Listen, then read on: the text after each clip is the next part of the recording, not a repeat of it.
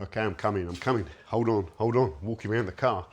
State-of-the-art camera work. A warm welcome back to the Forensics Detailing channel. It's bright and early today. We're doing a video on Bilt Hamber Surfex HD, which is really going to tell you how you can use this product, especially when it comes to mixing it down for various functions. That's going to be a key thing we're going to cover here. What is Surfex HD? It's quite a technical name, isn't it? Well, it's a water-based APC degreaser. If we look at the product information, Surfex HD is a powerful, biodegradable, water-based, all-purpose cleaner degreaser, providing levels of cleaning power equal to harmful solvent-based formulations. So some degreasers, really strong ones, can be solvent-based. So typically with solvent-based degreasers, they're hydrocarbon, they can't be rinsed away, they're not water miscible typically. So this is a water-based surfactant-based product. Surfactants, as we know, work by allowing oil and water to mix together. So a good grease and grime cleaner, this. It's environmentally friendly. Typical dilutions vary from 1 to 2% in water for light duty applications, up to 5 to 10% for heavy duty work, and can be used up to neat in extreme circumstances. We'll talk about that. Use only on cool surfaces. Test the surface first as you apply it. Okay, so that's what it is. It's that all-purpose cleaner category.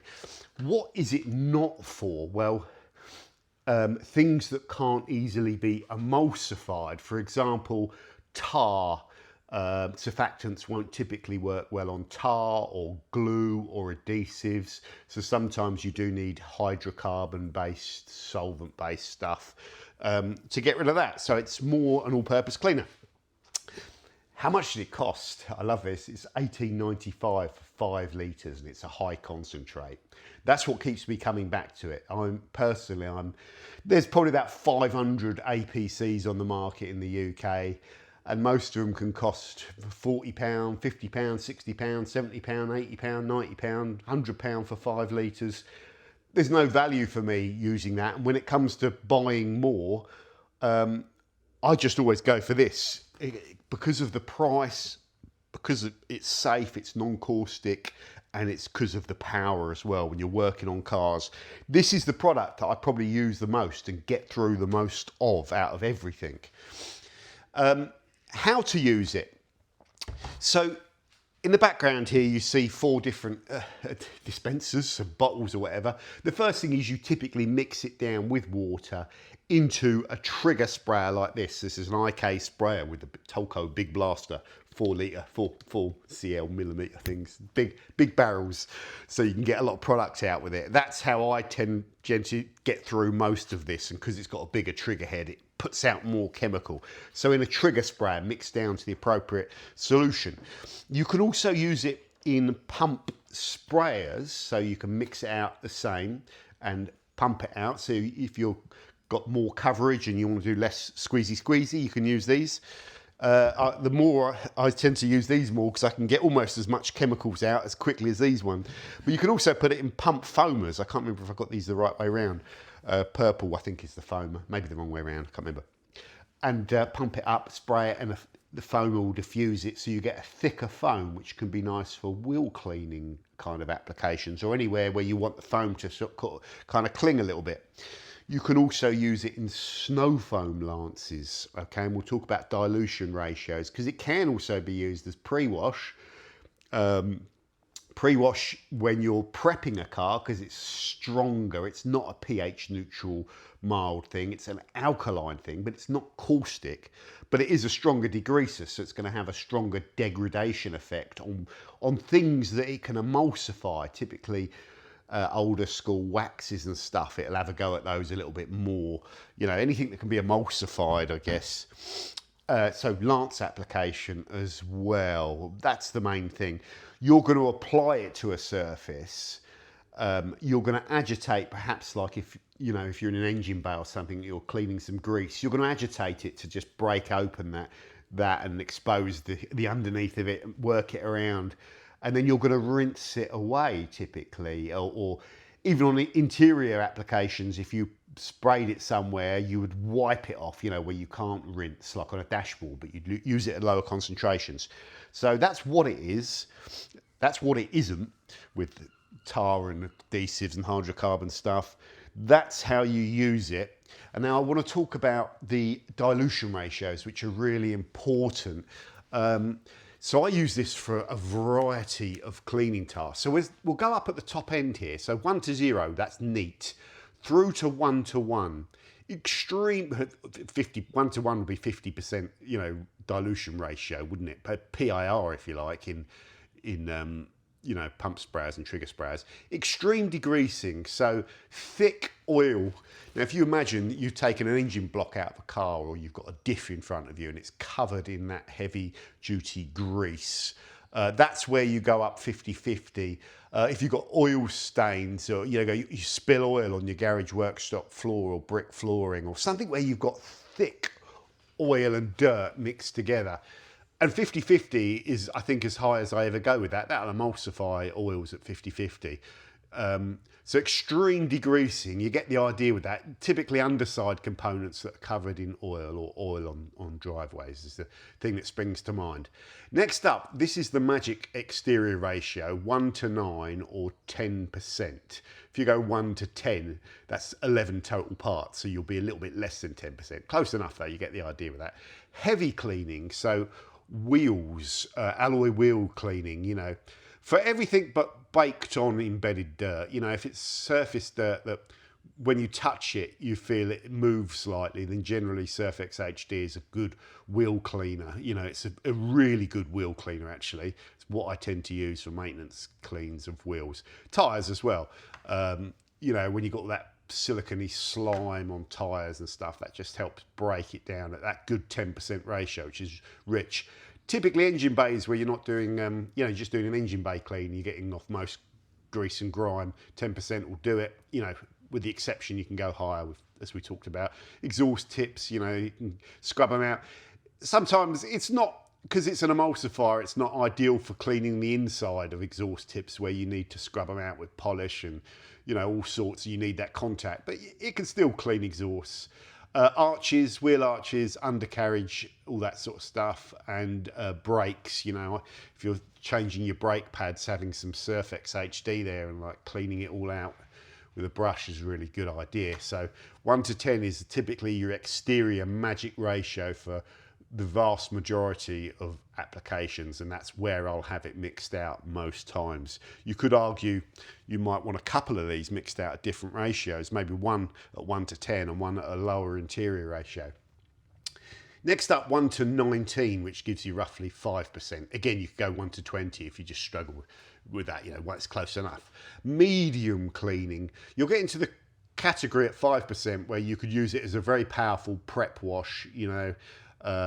You could spray it over your car at 5% PIR in a snow foam lance, or you could put it in a pump sprayer or even a pump foamer at 5% and go over the car with it on a really dirty car, and use it as a prep wash. I use it at 5% for pad cleaning, although sometimes I don't have 5 always mixed up, so I can go in at 10%. It's really heavy, really melts out kind of the pad, all that sort of slime from polishing, but 5% perhaps is adequate for that. Bugs on the front bumper and stuff like that. Again, it's not, it'll clean off bugs, but it can't emulsify the solids of bugs, and sometimes, you can go with a stronger bug cleaner, but that's a good ratio as well. That's surprisingly powerful at 5% PIR, 1 to 19, so you could have some mixed up at that. Incredibly affordable product down at these ratios, isn't it? So if we're taking 100 ml of product to 900 ml of water, we know that 5 litres is 18.95. My maths is going to stall now. It's going to stall. So 500 ml would be £1.89. So 100 ml, would be 20 or 30p to mix out a litre of heavy cleaner. It's just such an affordable product, this, and it should be. Really, if you're going and buying ready mixed APC, you are, this is functional at 10%, so at best that ready mix is going to be around this, but it won't be probably as powerful. And even if you're paying £2 or £3 for a litre of ready mixed APC, it's not cheap when you think here you'll be paying what, 20p or something, I don't know. Then down here the price just gets ridiculously affordable, where it's actually cost negligible at this point, isn't it? So prep wash, pad cleaning, bugs, all that sort of stuff. Now 1 to 50 or 1 to 49 strictly speaking, but you know, you get the idea. We're down at 2% concentration, so that's lighter cleaning. So a medium kind of range pre-wash, prep wash, if you like, where the car isn't quite as dirty. Dirty, mucky carpets, you could spray that on there that need quite a strong degreasing level. 2% would be good. You could go a little bit higher if you've got oil in the carpets or anything. There's variation, isn't there? Rubber seals that are really dirty and greased up. Door jambs right in those edges where they're all like, there's grease on it that's been sprayed all over the hinges and set, and it's just, you want to strip all that back and start again, you know.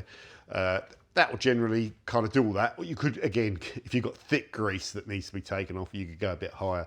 But you get the idea. So door jambs, exterior seals, light cleaning, and also we're getting into the category of more interior here at 1 to 50. So 2% for interior cleaning would be a relatively heavy ratio. Typically, you wouldn't be going up here for interior surfaces because interior surfaces are more sensitive. So next up, this 1 to 100 is probably your cookie cutter interior ratio. That's roughly 1%, isn't it? Slightly less, it'd be 1 to 99.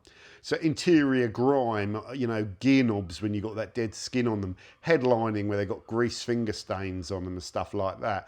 Leather that's particularly kind of dirty, you know, and it needs kind of stripping back almost a little bit. You know, and you can use those with a hog's hair brush or appropriate brush and just work them and then wipe it off with the kind of microfiber around 1 to 100. And then down to perhaps its minimum or its maximum dilution, whichever way you look at it, 1 to 100 or 1 to 199, or 0.5%, you know, PIR. So leather where the leather looks clean and you're just doing like a very light wipe over with it. I find that 1 to 200 with one of those detail factory brushes does work quite well when you really, really want to go gentle on the leather, like I do on that because it's all painted. I really want to go gentle rather than going hard on it, you know. Dashboards that might just have the odd finger mark on them, door cards, all that sort of stuff.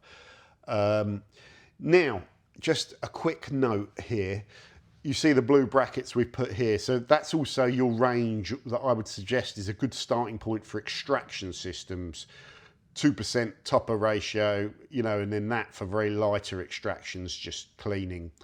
So that sort of ratio for extractor systems, which is good. You could go stronger, again, maybe up to 5% if you've got really thick, really knackered carpets that are full of oil, you know, like a floor mat in a workshop that's been trodden in grease, then you could go higher. But generally, that ratio for extraction systems is good. And then in red, we've got the Lance applied ratios maximum. So a bit like Bilt Hamber touchless or auto foam, let's say. Auto foam used to be 4% or is 4 to 5% maximum cleaning. I think auto foam is a minimum ratio of 2% effective ratio. But really with this, I think somewhere 4 to 5% in a snow foam Lance is a very powerful kind of fix that you would use for a very dirty car prep wash, I think. Most times I think as a pre-wash, 2% would be about right. But maybe even as little in the summer when it's light duties, you could use it, you know. But I tend to not use this as pre-wash, but you can. I just prefer touchless as a pre-wash. It's just, I don't know. It's less of a degreaser and more of a kind of road film remover touchless. So I will have that. Could you contact wash your shampoo? Could you pre-wash with this? Yes. Could you then put some in a bucket and use it as a contact wash if you're prepping a car or you want a heavy cleaner? You could, yeah. But typically you'd be down here. Think of the Bilt Hamber Auto wash is 1 to 2,000. But you could use this down at 1 to 200 in a bucket and it will be a strong way to prep wash a really dirty car. Again, I don't use it as a contact wash shampoo or a pre-wash. I use it more as all the other sort of stuff we've said as an APC. It is a brilliant pad cleaner. It's so good. That's where you notice how good it is as well. When you're cleaning heavier things, really nasty stains in carpets and stuff that are greasy. It's very good on that front. It is powerful, especially with engine as well, with engine components and oil and stuff like that. It's just a really powerful melter of oil, or emulsifier of oil and dirt. Now, are there any downsides to this product? Because I've been using this for years. Yes, there is one thing that I don't like about this product, and that is if you mix it out with tap water and you leave it in there, so say you use half of it and you've got half of it left, I think it calcifies and you get this white chalkiness, then it can clog up the filters. So that's the only downside I can think with this product. If you mix it with filtered DI water, or filtered or DI water, it doesn't seem to happen. So it must be something to do with the minerals in the water. And I have seen that with quite a few products, unfortunately. So yeah, I always just keep some DI water there. And then when I mix that out, I mix that with that water, that DI water. Same if I'm mixing down their Bilt Hamber QD, I'll tend to use the DI water. Yeah, so I think having DI water stored, you get 5 litres of it in a little jerry can, it is useful. But that's the only bad side with this product. I've never seen any kind of adverse effects to using this. It doesn't have that caustic bite, so it's not going to like cloud up the metal on these alloys. It doesn't have that caustic attack, if you like, which is good. So it's just an emulsifier. I also believe it inhibits rust. Whether it does that through purpose-built rust inhibitors or the fact it's a stronger alkaline, I don't know, but it doesn't. All of the Bilt Hamber stuff either contains rust inhibitors or inhibits rust, as far as I know, all the surfactants, because that's a big part of how they got started. I think their initial interest in cars was from derusting, rust inhibiting, rust treatment, rust conversion, rust protection, cavity waxes and stuff like that. And then I think historically that's how they started, and then they released products to also clean cars with, but they still have that background in making sure that the products are really good, especially for guys in their garages with older cars that underneath are like dogs' dinners. Then all these rust products that they've got are really handy, actually. I'm discovering those like now, Hydrate 80 and kind of Deox and Atom Mac they're becoming ever more useful for me in terms of keeping the corrosion underneath this car in check, although I'm a little bit late to the game with it because it was already there when I've got the car. So unfortunately, yeah, some bits are going to have to, I've talked about that in other videos, but it helps me keep my corrosion under control. So yeah, that's a real positive to me if you're maintaining older cars, that products are rust. They inhibit rust, and not all of them do, actually. And sometimes milder products that I've seen that you'd think would be very safe because they're milder, they're closer to pH neutral, can actually promote corrosion in steel, and I've seen that. So yeah, rust inhibition is another good thing. We've talked about biodegradable, and there's an environmental leaning towards that, all of their kind of products and stuff like that, which is kind of cool, which you like, but primarily I use it because all their stuff is powerful, it's well formulated, and it's affordable, and it's concentrates. Yeah, and they're tools for the job.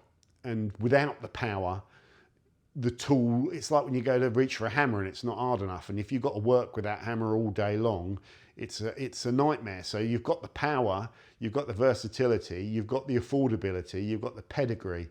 For me, these are one of the leading brands, if perhaps not the leading brand in the world, for how they formulate surfactant blends. Yeah, there is a level of excellence there that I like. And normally with excellence comes very high price points. So I love it when you get excellence, but you get incredible affordability. And because of that, I go back for more, you go back for more, and this product becomes something that becomes a household name for everyone in the UK. Yes, people tell me in the comments when it goes abroad, Australia, America, it's not as cost effective. And unfortunately, that's always a problem. So, but I don't care because I'm in the UK. But generally though, as time goes by, if this grows in other markets, then you can get more of it over there and get that cost down. But when you're shipping kind of less levels, it's difficult at first. So yeah, but hopefully prices abroad, it will come down. That would be fantastic, but it's an absolute bargain. So that's what it's all about. The difference when a product isn't a bargain, it's a hard sell. And you know, you might, some of these detailing products that cost like 50, 60, 70, 80, 90, 100 pounds for 5 litres, whatever, they're sold at that price point because they're not selling as much. So they can't sell at that margin. In fact, that margin, they'd be out of business. So, you know, that's something, when something is priced at this margin, it's because it's very popular and it sells across the whole country and there's a great business, and lots of these jerry cans of Surfex are being bought and sold by millions of different distributors all around the UK, and it becomes a household product. And then I think as a business, you start making really good money, I would suspect. Yeah, and the opposite to that is just selling like 2 or 3 jerry cans a week for, you know, 50 to 100 quid. And those products may well be good, but for me, there's no value there. There's no value. And you know, if you're running and your bank account's overdrawn and you've got to shell out 50 quid or 100 quid, or you've got to shell out 18 quid and you know you're going to have that for a year, that's what keeps me going back. And that and the fact the product is fantastic. So yeah, I would say that Surfex HD has become one of my very favourite detailing products. It's no frills, it's a tool, but it's fantastic. Yeah, I can't be without that stuff. So I hope this video was useful in terms of dilution ratios. I'm worried I must have forgotten something, and I probably have. So put in the comments if you feel I've missed a particular important usage for it. You know, anything that can be emulsified, it will work. Okay, over and out.